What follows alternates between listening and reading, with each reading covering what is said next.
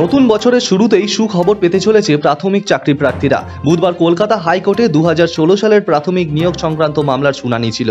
এদিন কলকাতা হাইকোর্টের সিঙ্গেল বেঞ্চের বিচারপতি অভিজিৎ গঙ্গোপাধ্যায় নির্দেশ দিয়েছেন, আগামী 10 দিনের মধ্যে প্রাথমিক শিক্ষা পর্ষদকে 42,949 জন শিক্ষক নিয়োগের প্যানেল প্রকাশ করতে হবে।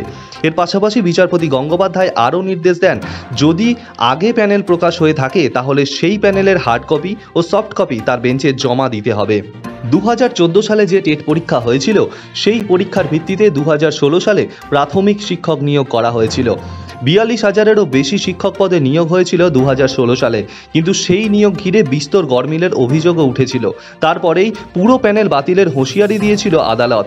শিক্ষক নিয়োগ দুর্নীতি মামলা নিয়ে রীতিমতো শোরগোল পড়ে যায় গোটা রাজ্যে। তদন্ত নামে দুই কেন্দ্রীয় তদন্তকারী সংস্থা ইডি ও সিবিআই। প্রাথমিক শিক্ষক নিয়োগ দুর্নীতি মামলায় গ্রেপ্তার হন প্রাক্তন পর্ষদ সভাপতি মানিক ভট্টাচার্য।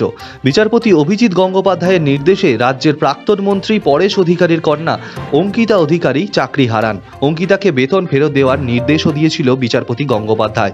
এরই মধ্যে কলকাতা হাইকোর্টের এই নির্দেশ অত্যন্ত তাৎপর্যপূর্ণ বলে মনে করা হচ্ছে। ব্যুরো রিপোর্ট, সময় কলকাতা।